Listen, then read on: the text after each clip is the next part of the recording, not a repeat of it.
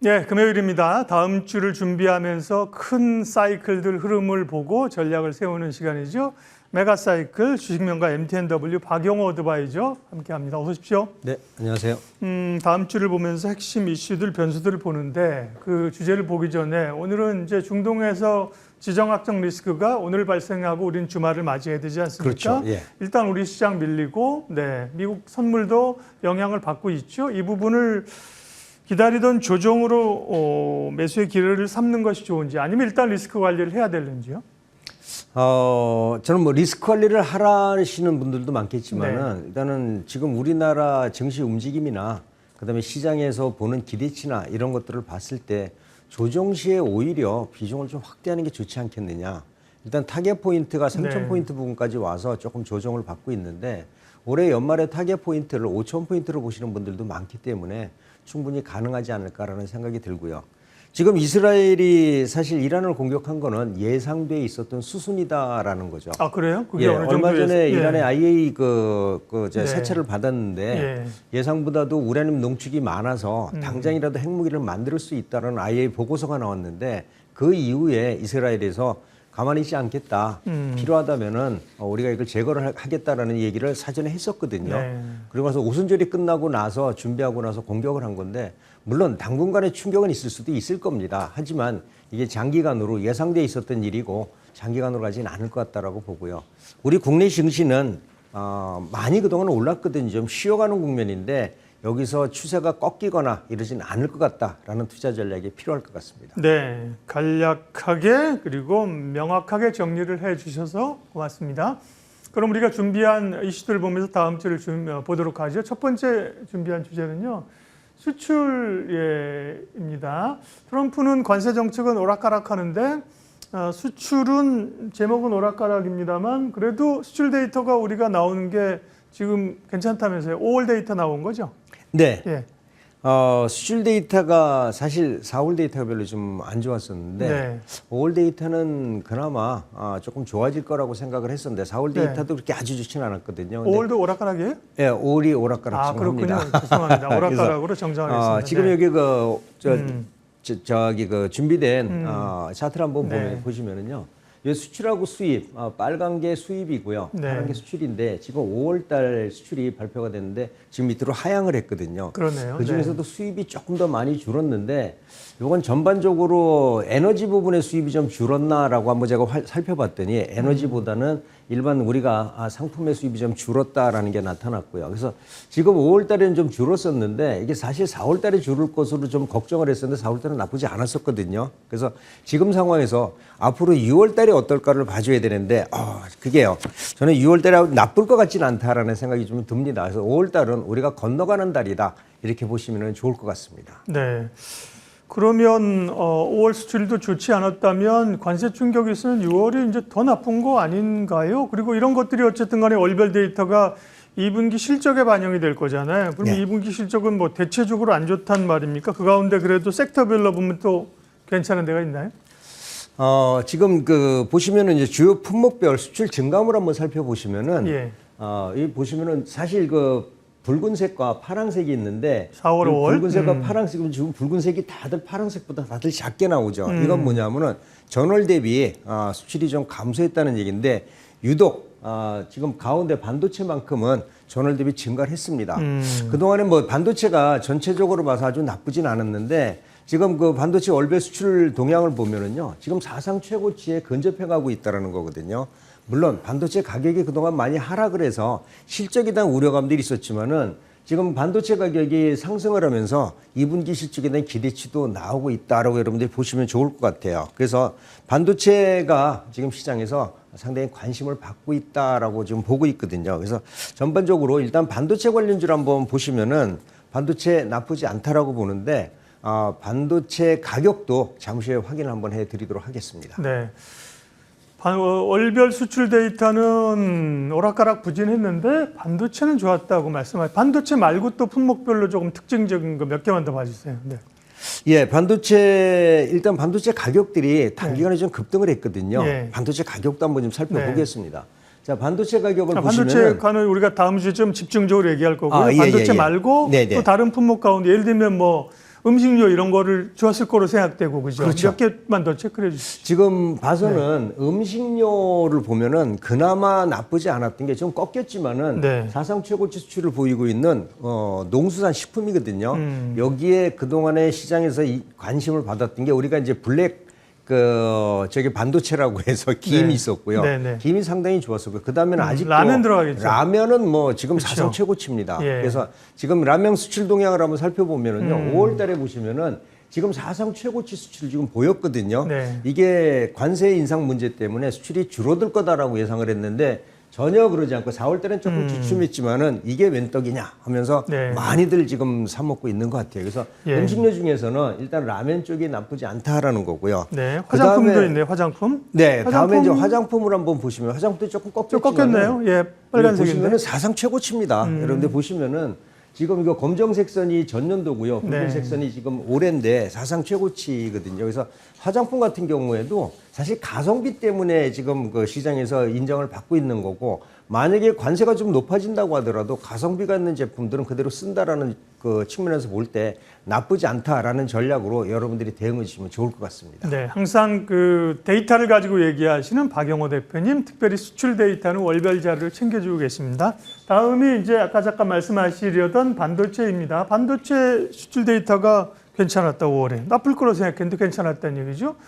그러면 조금 전에 보려던 게 일단 반도체 디램 가격이 최근에 오른다고요?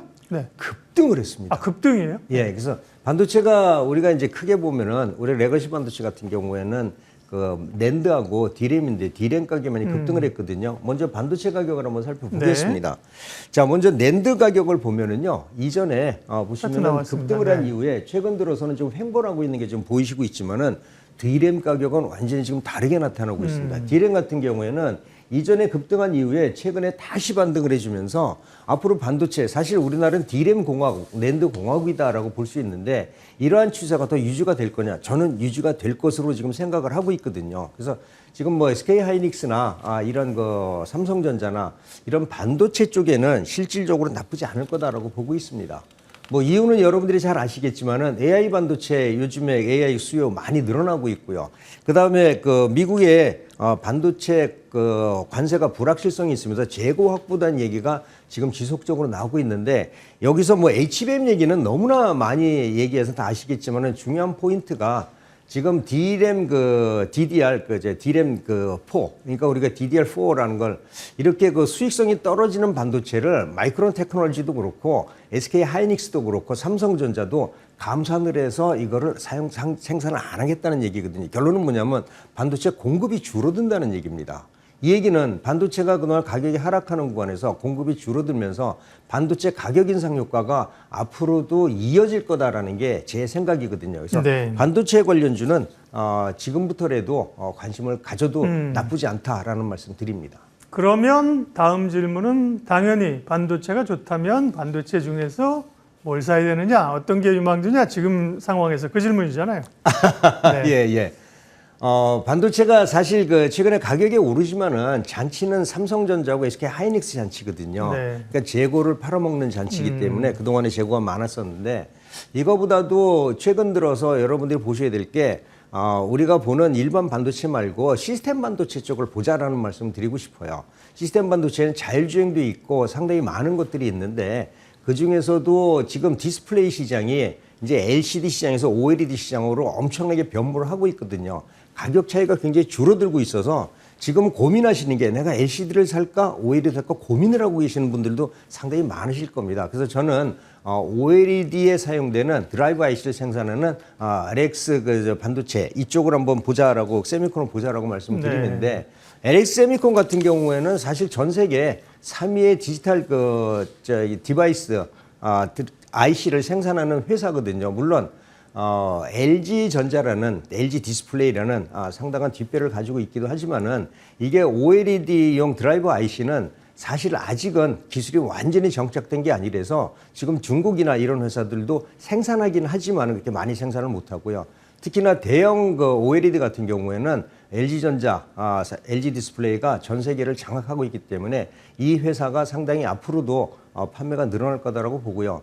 이 회사를 보면은 사실 PER도 한 7 정도밖에 안 되고요. PBR도 0.68인데 최근 들어서 저평가 종목에도 해당된다는 점 여러분들이 생각하시면 좋을 것 같습니다. 네. 반도체 가운데서 관심 종목군은 앞서 자막 한 번만 보여주십시오. 삼성전자, SK하이닉스, 심텍, LX 세미콘이고요. 그 가운데 LX 세미콘을 조금 더 집중적으로 말씀해 주셨는데 가격 전략도 좀 볼게요. 차트 한번 띄워주시고요. 지금 주가 얼마 확인하겠습니다. 예, 지금 뭐 PR이 6만 200원이네 지금. 이게 네. PR이 6배 정도밖에 안 되니까는요. 1차 목표가는 제가 7만 5천 원 정도 이전 저항 대 부분 설정을 네. 해드리고요. 지지 이탈가는 5만 5천 원 설정해 드리는데 지금 현재 저평가 국면을 해소한다면은 추가 반등도 가능하다라는 전략이 필요할 것 같습니다. 네. 세미콘 이러니까 뭐 시멘트처럼 보이는데 그게 아니라 옛날에 LG였었죠. 근데 LX 반개이고요, 그죠? 네. 세미컨덕터라는 게 반도체니까 이제 반도체 그 드라이버 그죠? 네, 드라이버 예, 있습니다. 드라이버 예. 만드는 그런 회사입니다. LX 세미콘 주목해 보자고 하셨습니다. 다음 주제 보겠습니다. 트렌드를 만들어가고 또 주목해야 될 트렌드는요. 스테이블 코인 투자의 판도 바꿀까? 어렵습니다. 코인은 우리가 비트코인 뭐 알고 있고 하는데 스테이블 코인 논의가 많거든요. 코인을 알겠다면 스테이블 코인은 뭐냐? 그 다음에 새 정부 들어서 어쨌든 그런 가상화폐에 대해서 전략이 이전 정부보다 되게 그 오픈 개방적이고 적극적으로 간다는 거잖아요. 예. 네. 주목할 점은요. 사실 스테이블 코인은 지금 현재 그 대통령이시죠. 네. 이재명 대통령께서 스테이블 코인에 대해서 그 이전부터 상당히 관심을 보였는데 스테이블 코인이 상당히 안정화된 코인이라는 것은 맞습니다. 자산 가치가 채권이라든지 이런 데다가 투자를 하고 서 있기 때문에 우리처럼 뭐 망하거나 다른 코인처럼 등락이 심하지는 않은데 기본적으로 달러화를 어떤 그렇죠. 그 기준으로 그죠? 예. 기준으로 해서 발행을 하고 하는 코인이 스테이블 코인이라는 거잖아요. 그러니까 뭐 원화 기준이 될 수도 있고 달러 기준이 될 그렇죠. 수도 있는데 네. 지금 달러 기준으로 돼 있는 게 있는데 이 달러 기준 스테이블 코인의 그 가격 동향을 한번 살펴보면은요. 지금 뭐 상위 한 10개 정도 있는데 실은 그 기준가가 1달러입니다. 기준가가 1달러인데 변동률을 보면은 1에서 2% 정도, 플러스 마이너스 1, 2% 정도밖에 변동이 거의 없거든요. 여러분들이 그 뭐 USDC나 USDT나 이런 거 차트 한번 보시면 아시겠지만은 변동이 없는 이유는 가치가 확정이 됐기 때문에 그렇습니다. 그렇죠. 원래 가격 변동이라는 것은 가치가 상승하거나 가치가 하락하면은 같이 동반 움직여져야 되는데 이건 가치가 확정이 돼 있는 거라서 가치 변동이 별로 없습니다. 이건 그럼 이제 오를 요인이 별로 없는 거 아니에요? 기대감이나 맞습니다. 이런 게? 예. 그래서 이거는 우리가 얘기하는 프로그램 매매, 아비트리지 네. 바운드에서 단기 매매하는 거는 소용이 있겠지만은 일반 투자자로 봐서는 투자하기가 좀 어렵다라고 그렇죠. 봐서 스테이블 코인이 우리 시장에서 영향을 크게 줄 것 같지는 뭐 관심은 끌겠지만은 투자자들의 인기에는 영합하지 못할 거다라고 생각을 하고 있는데 네. 여기에 대응할 수 있는 코인들이 또 지금 새롭게 나오고 있는 것들이 있죠. 네. 그러니까 생각해 보니까 스테이블 코인이 지금은 달러 기반입니다만 예를 들면 한다면 원화 기반으로 만들 수도 있겠어요. 그죠? 그렇죠. 그래서 만들 수 있습니다. 근데 저도 뭐 스테이블 코인이 이렇게 안정적인 것 같으면서도 또 뭐 있을 수 있는 문제점들은 꽤 있더라고요. 저도 깊게 그 분야에 공부를 못 해봤는데 뭐 좀 노이즈가 있어요. 근데 그것보다는 어쨌든 그럼 신정부의 이런 가상화폐라든지 STO 이런 것도 있잖아요. 그렇죠. 네. 그런 뭐 어떻게 보면 지역 화폐도 있고 그죠? 네. 네. 이런 쪽에서 주목할 포인트 좀 잡아주시죠. 저는 그 스테이블 코인이 우리 일반 코인 시장을 우리나라에서 활성화시킬 거다라는 생각에는 지금 변함이 없습니다. 정부 정책이니까. 하지만은 스테이블 코인 같은 경우에는 가치가 안정화돼서 변동이 적은데 가치를 모르는 것들, 가치가 확정되지 않은 것들은 변동이 크거든요. 비트코인이 그 아무런 그 가치도 없는데 지금 뭐 엄청나게 비싼 거 이거 마찬가지다라고 보고 있고요. STO가 우리 시장에서 앞으로 방향을 이끌어 나갈 거다라는 생각이 드는데 STO 같은 경우는 가격이 변동이 되는 거고요. 가치가 변동이 되는 거기 때문에 가치가 오를 수도 있고 내릴 수도 있고 우리가 미술품 조각 투자 같은 거 볼 때 그렇죠.